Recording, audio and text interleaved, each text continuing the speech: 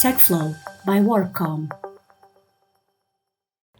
Olá a todos, este é o TechFlow, um espaço dedicado a conversas sobre tecnologia, sobre inovação, sobre transformação digital, sobre cibersegurança, sobre redes e onde falamos também em coisas menos boas, onde apontamos alguns erros às empresas que as empresas cometem, onde falamos de coisas menos boas do mercado, também para percebermos aqui como podemos melhorar, como podemos fazer escolhas melhores. Para isso, em todos os episódios, temos dois convidados especiais, dois especialistas, que partilham aqui um bocadinho a visão que têm do mercado, a experiência que têm no terreno e deixam aqui também algumas dicas e algumas boas práticas. Hoje vamos falar sobre cibersegurança. O ano não correu de todo da melhor maneira em Portugal. Também já se falou muito sobre isso no nosso mercado, mas acho que a conversa é inevitável, até porque, segundo a IDC Portugal, e eu vou recorrer aqui aos meus dados, até 2024 vai existir um investimento adicional de 5,9 mil milhões de euros em segurança.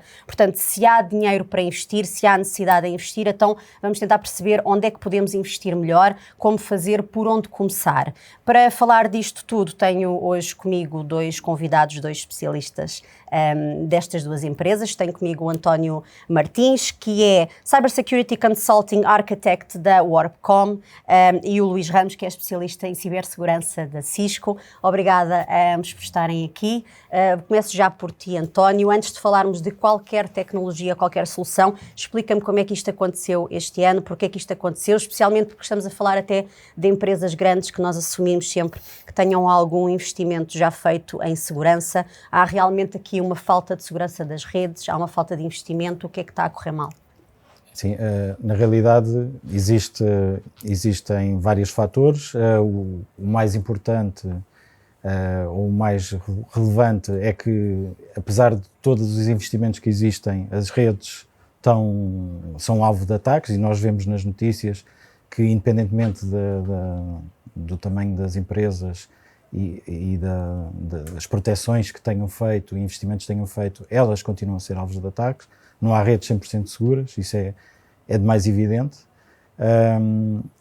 O que nós também estamos a assistir é que os criminosos atuam com métodos cada vez mais eficazes e mais sofisticados, e acontece muitas vezes porque as tecnologias são vulneráveis e também porque exploram o fator humano, as pessoas que são normalmente o elo mais fraco das soluções. E o que é que também conduz a isto? Pura e simplesmente o facto de nós estarmos mais expostos, temos que recorrer a todo o tipo de tecnologias para desempenhar as nossas funções, o nosso trabalho. As empresas estão muito mais dependentes de tecnologia hoje em dia para as suas áreas de negócio.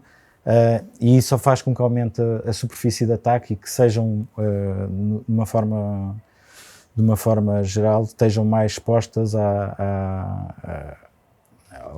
que sejam mais facilmente um alvo destes criminosos.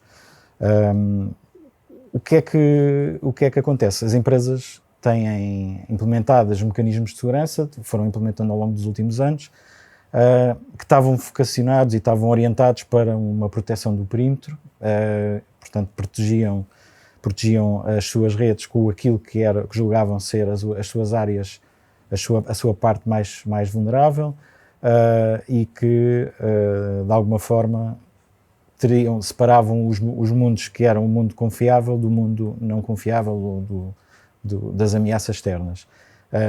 O que acontece é que hoje em dia já não há essa delimitação do que é as zonas de segurança trusted e untrusted, e acabamos por estar muito mais expostos a todo o tipo de ameaças.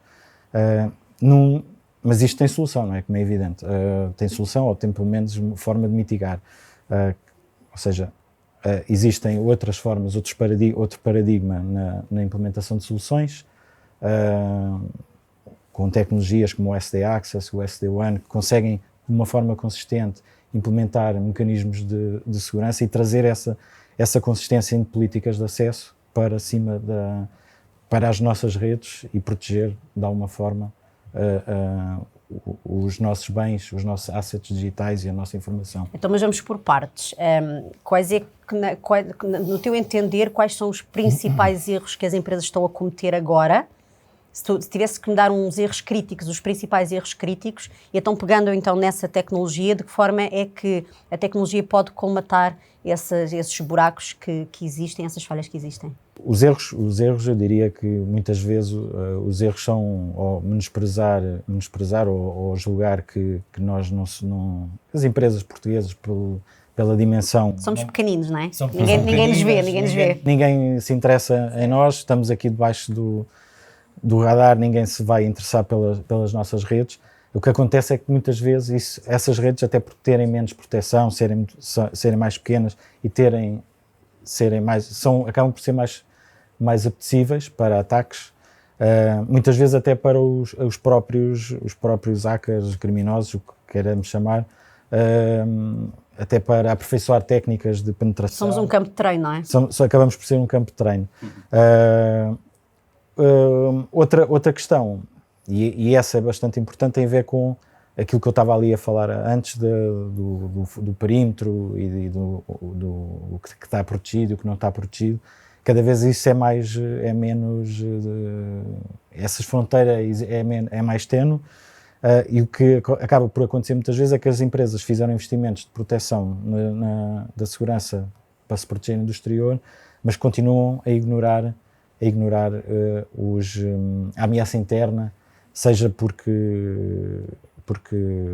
julgam ou porque não têm meios técnicos para se proteger, ou porque julgam que não vão estar expostos nessa forma. A questão é que existe essa ameaça interna, normalmente é que tem mais impacto, porque as pessoas têm dentro da rede, não há controlos, não há monitorização, e esse tipo de incidentes normalmente acaba por ter muito mais impacto financeiro para as empresas, e muitas vezes esse tipo de ataques pode ser até por negligência, ou porque nós estamos muito mais expostos, podemos ou clicar num link de forma não propositada, não é? E sermos vítimas desse tipo de ataques. E depois também há ataques com pessoas mal intencionadas dentro das organizações, também acontece, que depois acabam por não ter qualquer proteção e qualquer mecanismo de detecção. E quando é detectado já é tarde demais. Luís, pegando aqui um bocadinho naquilo que o António estava a dizer, as empresas, nós temos aquela noção de que a segurança sempre foi um bocadinho o parente pobre aqui no meio, e temos o velho ditado que o português funciona sempre com depois da casa roubada é que vêm as trancas. Há realmente um desinvestimento, fala-se muito em segurança e parece que é uma preocupação muito grande, mas há um desinvestimento na segurança, ou há também, como o António estava a dizer, um bocadinho de falta de know-how e de competências e de recursos internos das empresas para perceber exatamente como é que eu tenho de proteger a minha rede, o que é que eu tenho de implementar e quais são os principais pontos fracos? Bem, a regra geral é um bocadinho isso, ou seja, a segurança tem sido a vir historicamente o parente pobre, não é? Isto lá está, como o António disse, às vezes as empresas pensam que cá em Portugal somos muito pequeninos, ninguém tem interesse em nós, as coisas só acontecem lá fora, mas de facto isso não é verdade. Aliás, uma das coisas que nós vimos muitas das vezes é que estas empresas mais pequenas, como é sabido que têm menos budget e menos recursos técnicos para se protegerem, acabam por ser utilizadas como sendo um cavalo de Troia, passa a expressão, para os atacantes aproveitarem, para depois conseguirem passar para empresas maiores, que eles sabem que à partida existe aqui uma relação de negócio. Por outro lado, a pandemia também veio mudar aqui muita coisa, não é? Isto é, como o António também disse muito bem, antigamente a proteção era muito feita ao nível do perímetro da rede, portanto isto significa que havia aqui uma linha mais ou menos clara que separava aquilo que era a organização e o resto do mundo, ou seja, a internet em si. Isto da pandemia veio a fazer com que as empresas tivessem de dar um salto tecnológico de cerca de 10 anos, não é? O que faz com que a segurança também tem que ser pensada de forma diferente, na minha opinião. O que é que eu quero dizer com isto? Hoje em dia as pessoas trabalham num formato muito mais híbrido do que antigamente. Eu quero acreditar que não vamos a voltar aqui ao tempo pré-pandemia em que as pessoas estão 100% das vezes a trabalhar a partir de casa, pelo contrário. Isto também significa que a superfície de ataque aumentou. E tendo a superfície de ataque aumentado, também é importante que a segurança passe para mais próximo dos utilizadores, porque este conceito de perímetro não é que ele não exista, ele continua a existir, que é que tornou-se foi muito maior. Hoje em dia os perímetros são as pessoas e pelo qual temos de ter aqui uma preocupação um bocadinho maior do que tínhamos antigamente. E isto é algo que nós costumamos discutir aqui em conjunto com os nossos clientes, esta necessidade de proteger mais o utilizador, para isso implementando soluções além do antivírus tradicional, portanto soluções de endpoint security que se foquem mais na parte do EDR, na parte da visibilidade, porque ao final do dia eu passo mais de 50% do tempo a trabalhar a partir de casa e isto, de um ponto de vista de segurança, é visibilidade que a empresa não tem. E ao final do dia eu estou no escritório, tenho uma política de segurança e vou para casa, tenho uma completamente diferente, ou aliás, eu não tenho nenhuma, e isto de facto é um risco que tem que ser mitigado. Isto também se deve ao facto de, obviamente, não é que a segurança seja complexa, mas ela muda, lá está, uma vez mais aqui o exemplo da pandemia, mas não só, por exemplo, o próprio consumo das aplicações. Eu antigamente 100% das minhas aplicações estavam no meu data center, hoje em dia elas estão também lá, mas em ambientes cloud e multi-cloud, portanto, uma vez mais, isto também traz aqui riscos acrescidos e estes riscos realmente precisam de pessoas especializadas, daí fazer todo o sentido os clientes suportarem parte destas suas tarefas em empresas especializadas, como o caso da WorkCom e também da Cisco, que pode fornecer aqui de facto algumas soluções tecnologicamente avançadas para proteger sobre esta superfície de ataque que cada vez está maior. Isso pode ser uma solução também, por exemplo, para as médias e pequenas empresas, que o António estava a dizer que muitas delas têm aquela noção que nunca são atacadas, porque ninguém lhes liga, porque são demasiado pequenas, porque não têm interesse, e também se calhar são essas que descuram um bocadinho mais esta segurança, também por não terem competências internas, se calhar têm um departamento de TI até muito pequenino. Contratar um parceiro pode ser uma boa solução? Eu acho que é uma excelente opção e muitas das vezes a única opção que existe, porque realmente é muito difícil. Aliás, nós não nos podemos esquecer que uma grande percentagem do tecido empresarial português são pequenas e médias empresas. E se nós sabemos que as grandes empresas têm recursos humanos, têm enfim, budgets para investir numa boa estratégia de cibersegurança, as pequenas nem tanto. Não é por má vontade, mas é porque de facto não o conseguem fazer por diversas formas. Então recorrer a empresas especializadas para fazer este tipo de serviço, eu acho que é uma excelente opção, até porque nós temos que ser um bocado mais proativos em relação a este tema da cibersegurança, porque muitas das vezes, e aliás, e olhando aqui para o que aconteceu em Portugal no início do ano, temos vindo a assistir a vários ataques, não é? E às vezes quando eles acontecem nós demoramos muito tempo a reagir. E porquê? Porque normalmente estamos à espera que eles aconteçam para depois começar a atuar sobre eles. E é importante também haver aqui mais alguma proatividade, no sentido de que as empresas como a WorkCom também conseguem ajudar os clientes aqui com serviços por exemplo, de avaliar os processos de resposta a incidentes, para que de facto quando as coisas acontecerem nós conseguimos rapidamente reagir a este tipo de problemas. E até mais preventivo, se calhar, não? Não só preventivo, mas exatamente, mais preventivo do que reativo.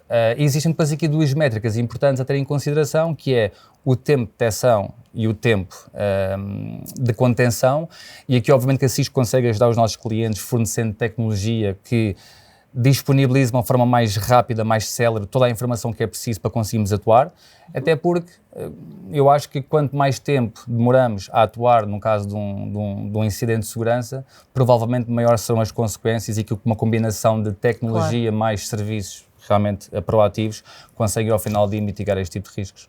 Olha, mas diz-me uma coisa, as empresas grandes, nós temos a noção que têm maior capacidade de investimento e que se calhar apostam mais em segurança. Temos o exemplo de uma Vodafone, de uma Jerónimo Martins, que tiveram problemas com privacidade de dados, que é a grande dor de cabeça também das empresas, e que têm capacidade de investimento. E, portanto, aqui a questão é, nós conseguimos construir um sistema de segurança que seja future-proof, como se costuma dizer agora em tudo o que é tecnologia, ou isso não existe de todo em segurança? Como é que estas empresas conseguem, estas e até as mais pequenas, como é que eu consigo investir, mas não investir só para 6 meses, porque os ataques são mais frequentes, são mais intensos, Claro.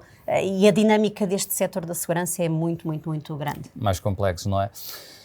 Ora bem, estamos a falar future-proof no sentido de ter uma solução que é 100% segura, isso infelizmente não existe. Aquilo que nós podemos fazer, nós, como organizações, é de facto identificar os nossos riscos, portanto fazer uma avaliação ao risco, identificar as nossas fragilidades e tentar mitigá-las de uma forma ou de outra. Quando eu digo de uma forma ou de outra, posso mitigar aplicando alguma tecnologia, posso mitigar talvez passando o risco para alguma outra entidade, portanto existem aqui várias formas que podemos endereçar aqui a análise do risco. No entanto, as soluções que são implementadas hoje em dia acabam por ser future-proof, uma vez mais reforço, não no sentido de serem 100% seguras, mas no sentido que podem ser utilizadas no futuro para ajudar a proteger sobre eventuais mudanças do paradigma. Ou seja, nós hoje em dia implementamos muitas redes, por exemplo, de Software Defined Networking, onde começamos a implementar a segmentação e onde começamos a criar aqui um conjunto de automatismos baseado mais em software, portanto eu consigo automatizar muito mais a minha rede, seja a minha rede local, ou seja a minha rede corporativa, seja também parte do meu data center, ou inclusive a própria WAN, portanto os acessos à internet. Aliás, temos muitos clientes, no caso dessas empresas que referiu, que acabam por ter vários sites espalhados pelo país e a nível também internacional, e muitas destas empresas o que começam a fazer é implementar, por exemplo, local breakouts para a internet. Mas, ao final do dia, os investimentos que foram feitos inicialmente para a proteção daquelas redes, para a segmentação, inclusive para fazer, por exemplo, a autenticação na rede ou garantir aqui acessos seguros à internet, parte dessa tecnologia, obviamente, pode ser reaproveitada para outros futuros use cases que venhamos a implementar. Por exemplo, agarrando este exemplo que eu estava a falar há pouco e passa a redundância dos clientes começarem a implementar breakouts locais de acesso à internet nos sites remotos, em que antigamente a estratégia era, ok, eu tenho aqui 50 filiais, o que eu faço é agarrar nesse tráfego e enviá-lo para dentro do meu data center e neste sítio central tenho todo o meu controle de segurança antes da informação sair para a internet. Sim. Pronto, o que muda aqui um bocadinho neste paradigma é que a informação passa a sair diretamente para a internet, no entanto, estes equipamentos, ou seja, o investimento inicial que foi feito, consegue à mesma ser reaproveitado para esta nova forma mais otimizada de trabalhar.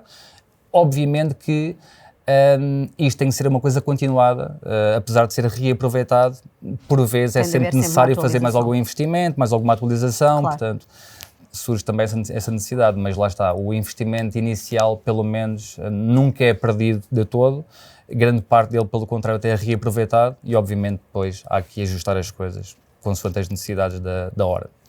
O Luís já falou aqui um bocadinho da pandemia e dos grandes desafios que a pandemia trouxe em termos de segurança para as empresas.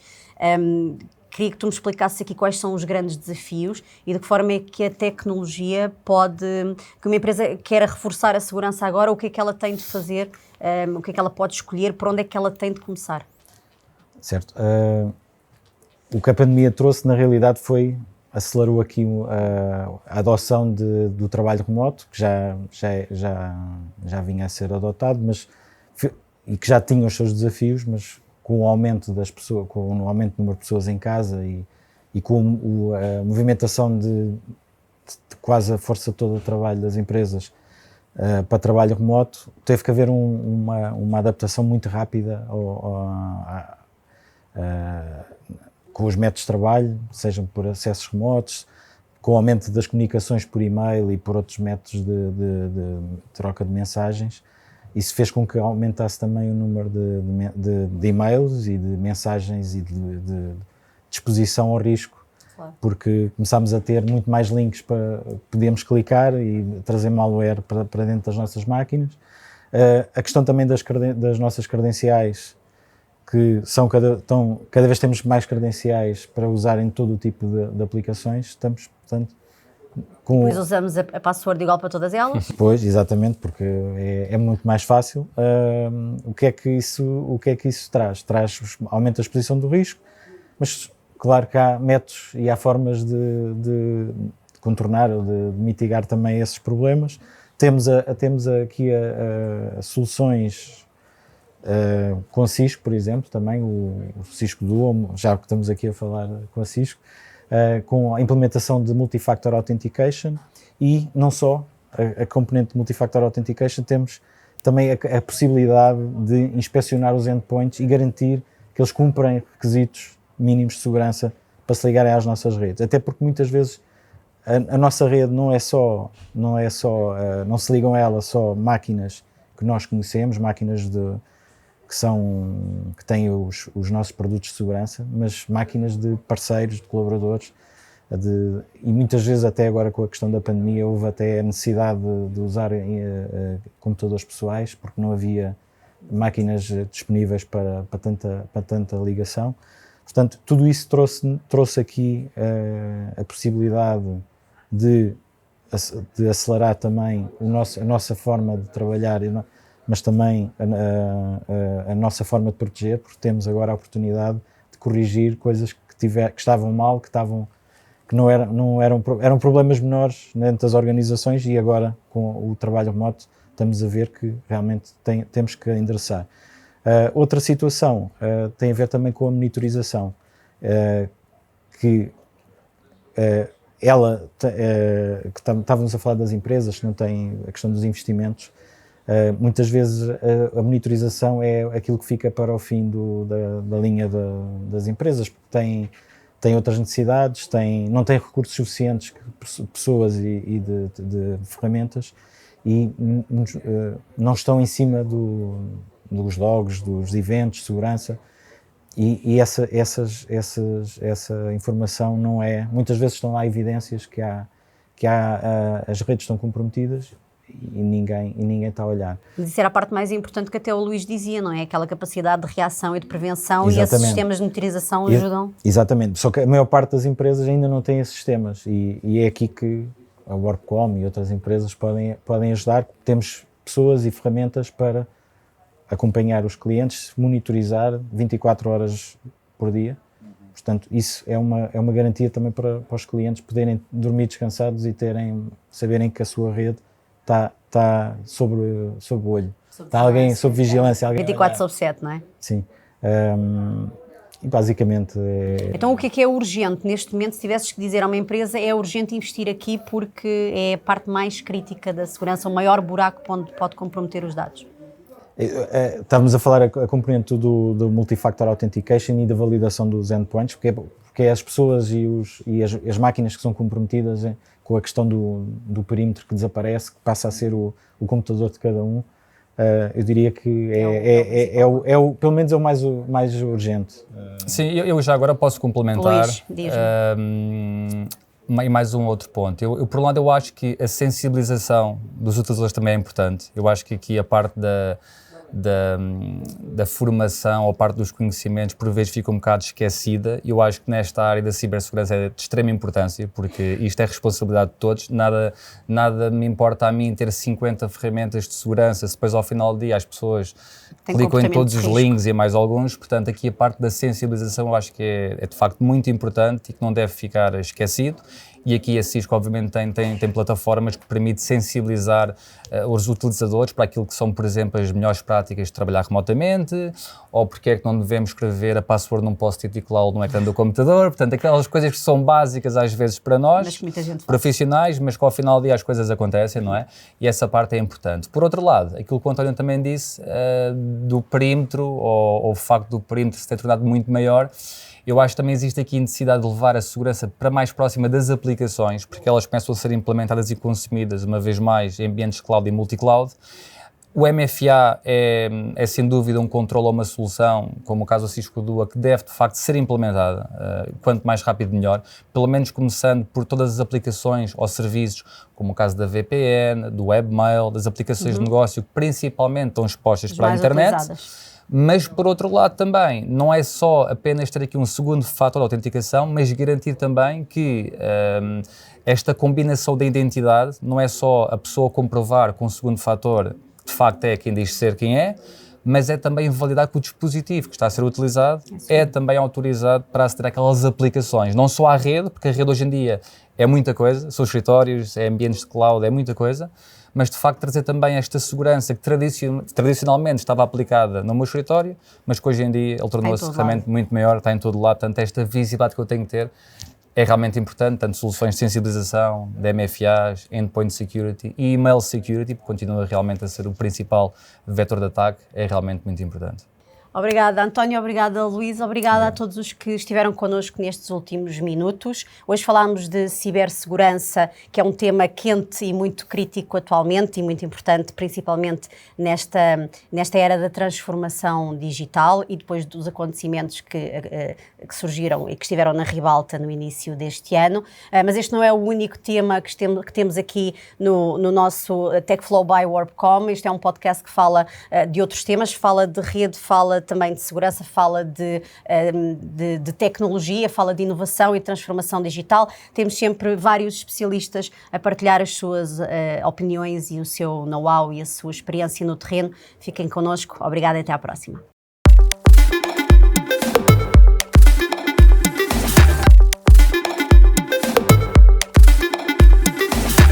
TechFlow by WarpCom.